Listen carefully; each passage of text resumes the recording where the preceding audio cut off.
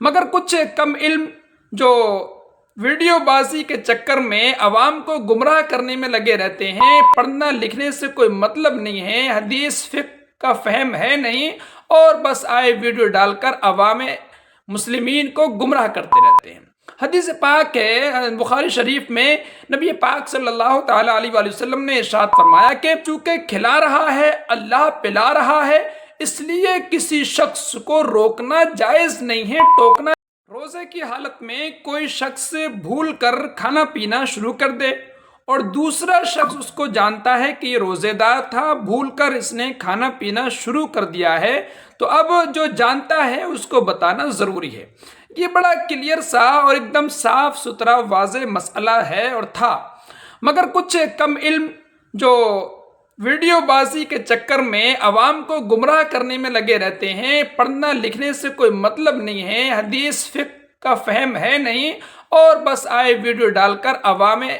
مسلمین کو گمراہ کرتے رہتے ہیں۔ حدیث پاک ہے بخاری شریف میں، نبی پاک صلی اللہ تعالیٰ علیہ وآلہ وسلم نے ارشاد فرمایا کہ اگر کوئی شخص بھول کر کھا لے یا پی لے تو اپنا روزہ مکمل کرے، کنٹینیو کرے، اس لیے کہ اسے اللہ نے کھلایا اور پلایا ہے۔ یہ حدیث پاک تھی۔ اب اس کا مطلب یہ جڑ دیا کہ اللہ چونکہ کھلا رہا ہے اللہ پلا رہا ہے، اس لیے کسی شخص کو روکنا جائز نہیں ہے، ٹوکنا جائز نہیں ہے، یاد دلانا جائز نہیں ہے کہ آپ کا روزہ تھا بھول کر کیوں کھا رہے ہیں، کیونکہ اللہ کھلا رہا ہے۔ اس طرح کی باتیں جڑ دیں۔ اب کون سمجھائے فقہ کی گہرائی کیا ہوتی ہے، احادیث مبارکہ کا مطلب کیا ہوتا ہے؟ حکم شرع دراصل یہ ہے کہ واقعتاً وہ شخص جس نے روزہ رکھا بھول کر کچھ کھا پی لیا، تو چونکہ بھول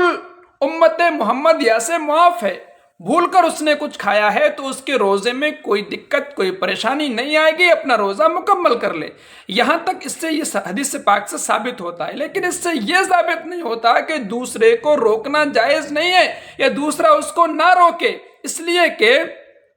حکم شرع یہ ہے کسی نے دیکھ لیا روزے دار کو بھول کر کھاتے پیتے ہوئے تو اس کو بتا دے، یاد دلا دے۔ ہاں اگر وہ روزہ دار اس لائق نہیں ہے کہ روزہ مکمل کر سکے، اگر جو کھا پی رہا ہے بھول کر اس کو کھانے پینے دیا گیا تو یہ اپنا روزہ مکمل کر لے گا، عبادتیں کر پائے گا، تو ایسی صورت میں وہ نہ بتائے، نہ بتانا بہتر ہے۔ لیکن اگر جانتا ہو کہ اگر بتا دیا اس کے باوجود بھی اس کو کوئی دقت کوئی پریشانی نہیں آئے گی، اس کا روزہ مکمل ہو جائے گا، تو اب اس کو بتانا ضروری ہے، نہیں بتائے گا تو گنہگار ہوگا۔ اس میں بھی تھوڑی کنفیوژن کتابوں میں جو مسائل ملتے ہیں اس میں ہو جاتی ہے۔ بعض کتابوں میں یہ ملے گا کہ اگر بوڑھے شخص کو کھاتے پیتے ہوئے دیکھ لے تو اس کو نہ بتائے، اگر جوان کو دیکھے تو اس کو بتا دے۔ دراصل گہرائی دوسری ہے، اس میں جوان اور بوڑھے کی قید نہیں، یہ اکثر ہی حکم کے طور پر بتا دیا گیا، ورنہ اصل ہے توانائی اور عدم توانائی، یعنی روزے دار اتنا طاقتور ہو کہ وہ روزہ مکمل کر سکتا ہے، اس کو کوئی پریشانی نہیں آئے گی، تو اس کو بتا دینا ضروری ہے۔ دیکھا ہوگا بعض اچھے خاصے 70-80 سال کے بوڑھے حضرات بھی ہوتے ہیں، انہیں کوئی پریشانی نہیں ہوتی، روزہ رکھ رہے ہوتے ہیں آرام سے۔ تو ایسا شخص چاہے بوڑھا بھی ہو جو روزہ رکھ سکتا ہو، تو اس کو اگر دیکھ لے کوئی تو اس کو بتانا ضروری ہے کہ آپ کا روزہ تھا، بھول سے آپ کھا رہے ہیں۔ اور اگر کوئی لگ رہا ہے ایسا نہیں ہے کہ وہ کھانا کھا رہا ہے بھول کر، اگر اس کو کھانے دیا گیا تو اس کا روزہ اچھے سے ہو جائے گا، عبادتیں کر پائے گا، اور اگر بتا دیا نہیں کھا پایا تو روزہ پورا کرنا مشکل پڑ جائے گا، ہو سکتا ہے کہ بے ہوشی ہو جائے، ہو سکتا ہے گشی طاری ہو جائے، ہو سکتا ہے کہیں گر جائے، ہو سکتا ہے اس کا روزہ مکمل ہی نہ ہو پائے، تو ایسے شخص کو نہ بتانا افضل ہے۔ اب یہ شخص چاہے جوان ہو، ادھیڑ ہو، بالغ بچہ ہو یا کوئی ہو، دیکھا ہوگا اچھے خاصے 25-30 سال کی عمر میں بعض نوجوان ایسے ہوتے ہیں کہ ان کو آپ ایک دھکا مار دیجئے 4 جگہ گریں گے، ایک تھپڑ مار دیے ڈھنگ سے تو بے ہوش ہو جائیں گے۔ 4 گھنٹے بھوکا رہنا ان کے لیے بڑی دشواری کا سبب ہے، ایسے لوگوں کو بتا دینا ضروری ہے۔ اب حکم شرع کیا ہوا کہ اگر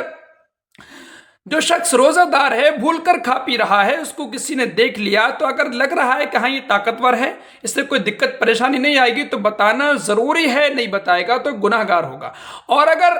اس نے دیکھا ہے اور سامنے والا ایسا ہے کہ روزہ رکھنا مشکل ہوگا تو اس کو نہ بتائے، یہی افضل ہے۔ حدیث پاک کا جو مطلب تھا اس کا یہ تھا کہ بھول کر کھا پی لیا تو اس سے روزہ نہیں ٹوٹے گا، روزہ بس دستور جاری رہے گا اور اس روزے کو وہ مکمل کر لے۔ یہ صحیح جانکاری ہے۔ اگر